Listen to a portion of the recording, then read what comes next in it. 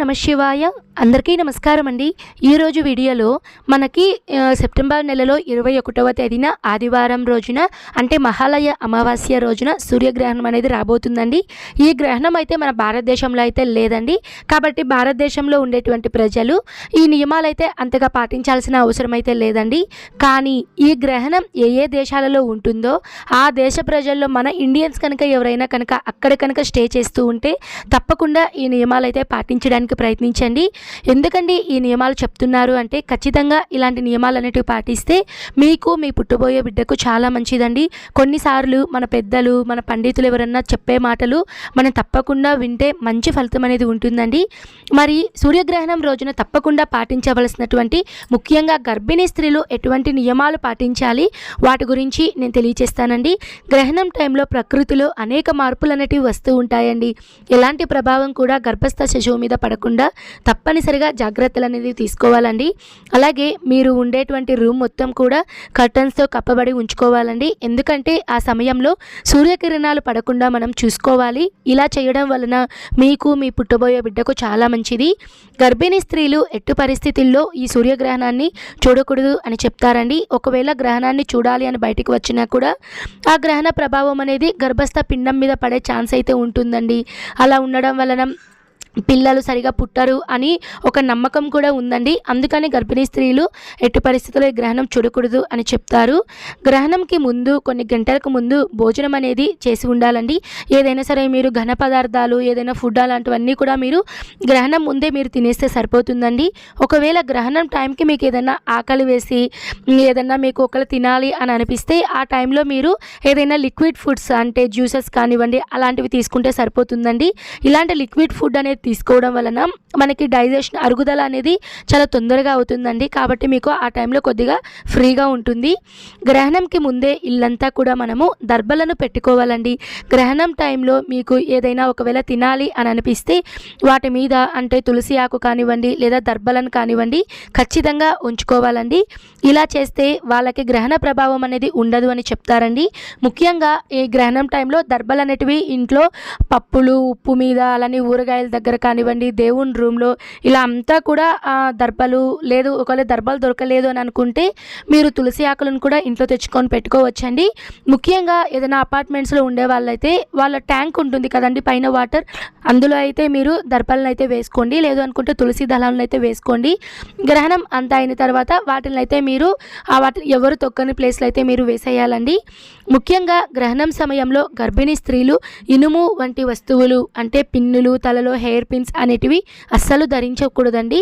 ఇంకొక నియమం ఏంటంటే గ్రహణం సమయంలో పదునైన వస్తువులు కత్తి కత్తెర సూదులు ఇలాంటివేవి కూడా దగ్గర ఉంచుకోకూడదు అని చెప్తూ ఉంటారు. గ్రహణం టైంలో మీరు ఒకవేళ బాత్రూమ్ వెళ్ళాల్సి వస్తే ఒకవేళ బాత్రూమ్ కనుక అవుట్ సైడ్ కనుక ఉంటే మీ మీద బెడ్షీట్ కానివ్వండి లేదా గొడుగు సహాయంతో మీరు బయటకైతే వెళ్ళొచ్చండి. ఎందుకంటే గ్రహణ కిరణాలు అనేవి పడకుండా చూసుకోవాలి అని చెప్తారు. ఇంకొక నియమం ఏంటంటే గ్రహణం సమయంలో ఎట్టు పరిస్థితుల్లో స్నానం అనేది చేయకూడదండి. ఒకవేళ మీకు స్నానం చేయాలి అని అనిపిస్తే గ్రహణంకి ముందు పట్టు స్నానము గ్రహణం అయిన తర్వాత విడుపు స్నానం చేయాలా కానీ మధ్యలో అయితే మీరు స్నానం అనేది చేయకూడదండి. గ్రహణం టైంలో గర్భిణీ స్త్రీలు శారీరక శ్రమ అంటే ఎలాంటి పనులు చేయకూడదండి. ఒంటికి అలసట అనేది ఉండకూడదు. సైలెంట్గా మీ గదిలో కూర్చొని ఉండాలండి, పడుకొని ఉండాలి. మీరు స్ట్రైట్గా పనుకోవాలి పక్కకు పనుకోవాలి అలా ఎక్కడ నియమం అయితే లేదండి. మీరు ఎలా అన్నా పనుకోవచ్చు. ఒకే సైడు ఎక్కువ సమయం అయితే మీరు పనుకోకండి. ఎందుకంటే ఒకే సైడ్ పనుకుంటే బేబీ మూమెంట్స్ కూడా కొద్దిగా కష్టంగా ఉంటుంది కదా, మీకు కొద్దిగా అన్ఈజీగా ఉంటుంది. గర్భిణీ స్త్రీలు గ్రహణం టైంలో టీవీలు కానీ ఫోన్లు కానీ ల్యాప్టాప్లు కానీ చూడకూడదు అని చెప్తారండి. అలా చూడకూడదు అని ఎందుకు చెప్తారు అండి అంటే వాటిల్లో ఉండేటువంటి ఎలక్ట్రానిక్ ఐటమ్స్ కదండి, వాటిల్లో ఉండేటువంటి రేడియేషన్ అనేది మీ మీద పడే ఛాన్స్ అయితే ఉంటుందండి. అలా పడడం వల్ల బేబీకి మళ్ళీ సరిగా ఉండదు. ఒకవేళ ఆ రేడియేషన్ అనేది పడితే కొద్దిగా ప్రాబ్లం అవుతుంది అని వీటన్నిటిని అవాయిడ్ చేయడం చాలా మంచిది. గర్భిణీ స్త్రీలు గ్రహణం టైంలో దైవనామస్మరణ చేసుకోవడం చాలా మంచిదండి.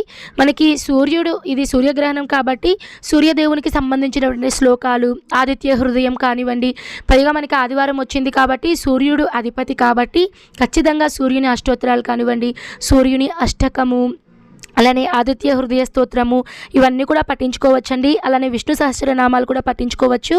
అలానే మీరు ఇంకేదన్నా సరే మీరు దేవుడికి సంబంధించి ఓం నమ శివాయ అని మృత్యుంజయ మంత్రం, ముఖ్యంగా మృత్యుంజయ మంత్రం కూడా అండి నేను డిస్ప్లేలో చూపిస్తాను. మృత్యుంజయ మంత్రం కూడా మీరు పఠించుకోండి. ఖచ్చితంగా ఇవైతే మీరు చేసుకోండి. గ్రహణం అంతా అయిన తర్వాత తప్పకుండా విడుపు స్నానం అనేది చేసుకోండి. అలానే మీరు ఇంట్లో స్నానం చేసేటప్పుడు కొద్దిగా నీటిలో గంగాచలము కొద్దిగా పసుపును వేసుకొని మీరు స్నానం అనేది చేసుకోండి. ఇల్లంతా కూడా పసుపు నీళ్ళు చల్లుకోండి. కుదిరిన వాళ్ళు గ్రహణం అయిన తర్వాత ఇల్లంతా క్లీన్ చేసిన తర్వాత ఆవు పంచతం కనుక దొరికితే, ఇప్పుడు మనకు మార్కెట్లో చిన్న బాటిల్స్ వస్తున్నాయండి, ఆవు పంచతం కనుక దొరికితే వాటిని అయితే తెచ్చుకోండి, ఇల్లంతా చల్లుకోండి. ఇలా చేయడం వలన ఇంట్లో ఎటువంటి నెగిటివ్ వైబ్స్ అనేటివి ఉండవు, ఇంట్లో ఒక పాజిటివ్ వైబ్ అనేది ఉంటుంది అని చెప్తారండి. గర్భిణీ స్త్రీలు విడుపు స్నానం అయిన తర్వాత మీరు ఒకవేళ దగ్గరలో ఏదైనా విష్ణు దేవాలయం ఉంటే దేవాలయంకు వెళ్ళి మీరు స్వామివారిని దర్శించుకోండి. ఒకవేళ మీ శక్తి కొలది ఏవైనా దానం చేయాలి అని అనిపిస్తే వాటిని దానం చేసినా కూడా చాలా మంచిదండి. గ్రహణం అనేది సంభవిస్తున్నప్పుడు కొన్ని గ్రహాలకి కలిసి వస్తుంది, కొన్ని గ్రహాలకి కలిసి రాదండి. మనకి సూర్యగ్రహణం కాబట్టి అన్ని గ్రహాలకి అధిపతి సూర్యుడే కాబట్టి ఖచ్చితంగా ఈరోజు మీకు ఉన్నంతలో ఏదైనా సరే దానం అనేది చేస్తే, ఏదైనా టెంపుల్కి వెళ్ళినప్పుడు బ్రాహ్మణులకి దక్షిణ ఇవ్వడము, స్వయం పాకం చేయడము, ఇలాంటి దానాలు చేస్తే చాలా మంచిదండి. ఇదండి ఓవరాల్గా వచ్చేసి మనం గర్భిణీ స్త్రీలు సూర్యగ్రహణం సమయంలో పాటించవలసినటువంటి జాగ్రత్తలు.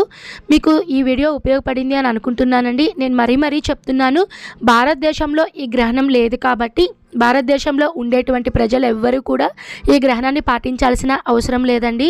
మనకి ప్రపంచానికి మొత్తానికి, ఈ భూగోళం మొత్తానికి ఒకే ఒక సూర్యుడు కాబట్టి గ్రహణం అనేది సంభవిస్తుందండి. ఏ దేశాలలో ఈ గ్రహణం ఉంటుందో అక్కడైతే మీరు గ్రహణ నియమాలు పాటిస్తే సరిపోతుంది. ఒకవేళ ఇండియాలో కూడా మీకు ఏదన్నా అనిపిస్తే, ఒకవేళ మేము ఖచ్చితంగా ఉండాలి అని అనుకుంటున్నామండి, బేబీ హెల్తీగా ఉండాలి ఏదో మీకు అనిపిస్తే మీరు ఉండండి, తప్పైతే ఏం లేదు. మరీ అంత కఠినమైనటువంటి నియమాలు ఏమీ కాదు కదా అండి, ఏదైనా చిన్న నియమాలు కాబట్టి ఇవి పాటిస్తే సరిపోతుంది. ఓకే అండి, ఈ వీడియో ఉపయోగపడింది అని అనుకుంటున్నాను. వీడియో కనుక ఉపయోగపడితే తప్పకుండా లైక్ చేయండి. నేను మరొక మంచి వీడియోతో మీ ముందైతే ఉంటాను. సర్వే జనః సుఖినో భవంతు. స్వస్తి.